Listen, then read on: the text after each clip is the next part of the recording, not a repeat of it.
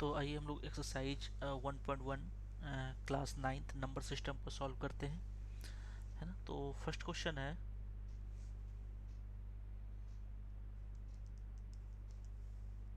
Question number 1 है दिया हुआ, is zero a rational number, can you write it in the form of p by q where p and q are integer.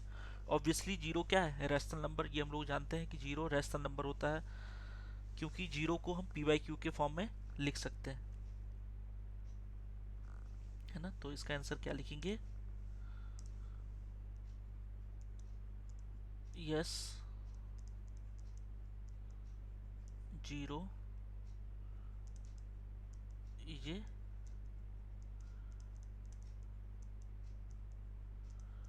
Rational number. Zero क्या बोलेंगे, rational number. it can be it can be written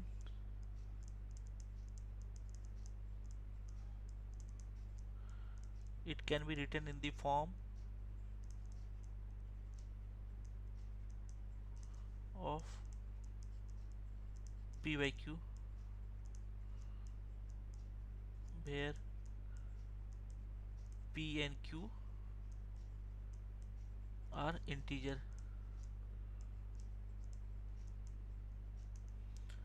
and q not equal to 0।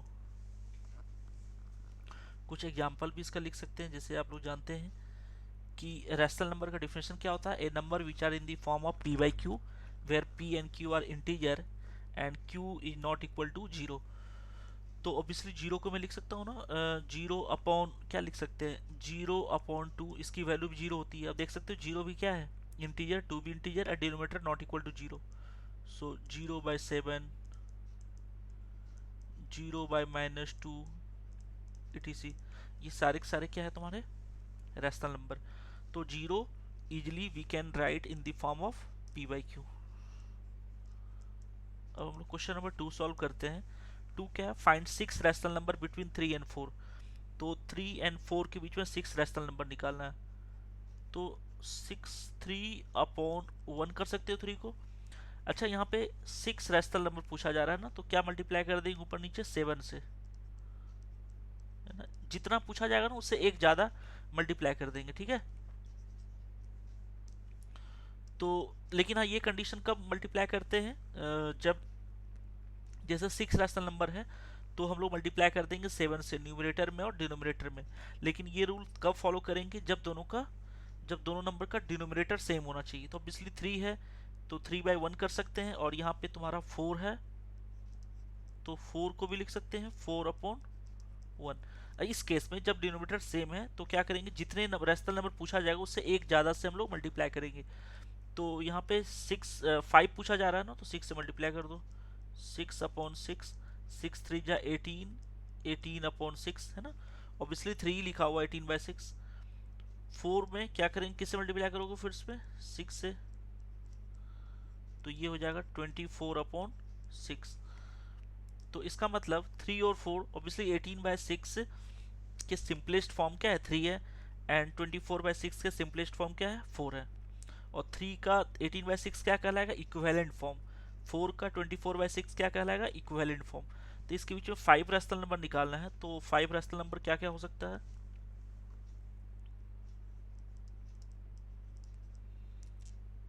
Okay 6 निकालना ना, 6 rational number. सो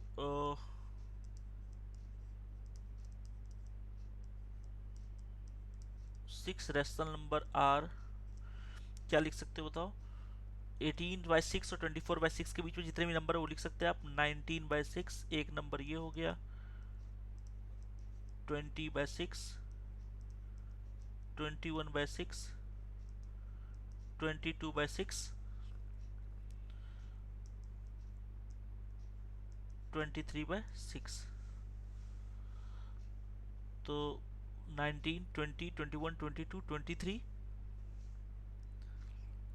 है ना। मुझे कितने पूछा जा रहा था, 6 पूछा जा रहा था ना, 7 से मल्टीप्लाई करना चाहिए था। कोई बात नहीं, यहाँ पे मैंने 6 से मल्टीप्लाई कर दिया ना। यहाँ पे मैंने 5 मान लिया इसको, इसको मैंने 5 मान लिया था, ठीक है। अगर 6 पूछा जाता तो किससे मल्टीप्लाई कर देंगे यहाँ पे बताओ।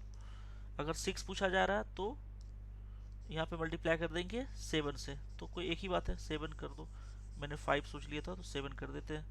सो 6 रैशनल नंबर निकालना है तो 7 से, सो 21/7, और ये 7 से मल्टीप्लाई कर दिए तो ये हो जाएगा तुम्हारा 28/7। सो 6 रैशनल नंबर आर क्या क्या हो जाएगा बताइए। 22/7, 23/7, 24/7, 25/7, 26/7, 27/7, है ना। तो ये 6 नंबर आपका यहाँ पे दिख रहा है ना। तो इस प्रकार से इस क्वेश्चन को किया जा सकता है।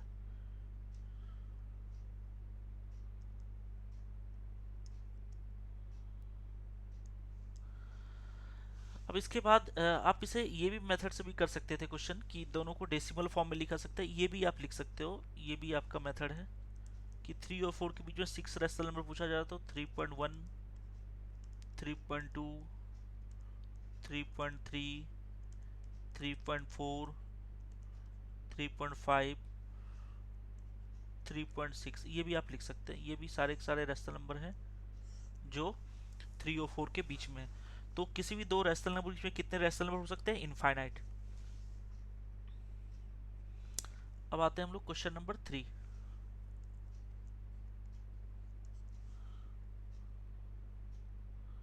है ना। तो क्वेश्चन नंबर 3 की तरफ आते हैं। सो 1 2 3, find 5 rational number between 3/5 and 4/5। 3/5 and 4/5 के बीच में कितने रेशनल नंबर निकालना है? 5 रेशनल नंबर। तो अगेन डिनोमिनेटर आपका सेम है ना दिया हुआ, तो 5 निकालना तो 6 से मल्टीप्लाई कर दो, 18/30, यहाँ मल्टीप्लाई कर देंगे 6 से, 24/30।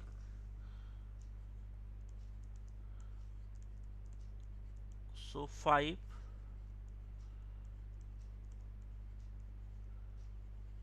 रेशनल नंबर आर क्या क्या हो सकता है? 19/30, 20/30, 21/30, 22/30, 23/30, है ना। तो 5 नंबर हो चुके हैं ना यहाँ पे। अगेन आप इसको फिर से मैं वही क्लियर कर रहा हूँ कि इसे ऐसे भी कर सकते हैं, और दोनों को डेसिमल में बदल दो। 3/5 को डेसिमल बदल देंगे तो क्या हो जाएगा? ये 3/0.6, है ना। एंड सिमिलरली 4/5 को डेसिमल में बदलेंगे तो क्या हो जाएगा? 0.8। तो इसके बीच में जो नंबर चाहिए था वो क्या क्या हो सकता है? 0.62, 0.64, मतलब जो भी आप लिख सकते हैं, 0.63 भी लिख सकते हैं, 0.68, 0.7077, है ना। तो इस प्रकार से आप रेशनल नंबर लिखा जा सकता है जब आपका डिनोमिनेटर सेम है तो ये आपका थर्ड नंबर क्वेश्चन था। फोर्थ क्या है कि state whether the following statement are true और false, give reason for your answer, है ना। तो इसे हम यहीं पे बता दे रहे हैं। फोर्थ नंबर क्वेश्चन देखिए ध्यान से। एवरी नेचुरल नंबर ये whole number, yes, because whole number जो होता है, होल नंबर कहाँ से स्टार्ट होता है? होल नंबर बेटा स्टार्ट होता है आपका 0 1 2, ये सारे को बोलते हैं होल नंबर। और नेचुरल नंबर कहाँ से स्टार्ट होता है? 1 2 3 से। तो every natural number is whole number, तो इसका क्या हो जाएगा answer? True. Every integer is a whole number? No, क्यों? क्योंकि अगर मैं लिख दिया यहाँ पे -2, -3, -7, ये सारे इंटीजर तो है ना, लेकिन क्या इसको होल नंबर बोलेंगे? नहीं। तो ये क्या होगा आपका? False. Every rational number is a whole number? Again no, because 1/2 is a rational number, 3/2 is a rational number, -1/2 is a rational number. क्या ये सबको होल नंबर बोलेंगे? नहीं। तो ये भी आपका फॉल्स है। तो इसका मतलब आपको ये आसानी से एक्सरसाइज 1.1 समझ में आया होगा। सारे क्वेश्चन को मैंने डिटेल बताया और किस प्रकार से कितने सारे पॉसिबिलिटी से बन सकता है क्वेश्चन वो भी मैंने समझाया। आई होप अब समझ में आया आपको क्वेश्चन।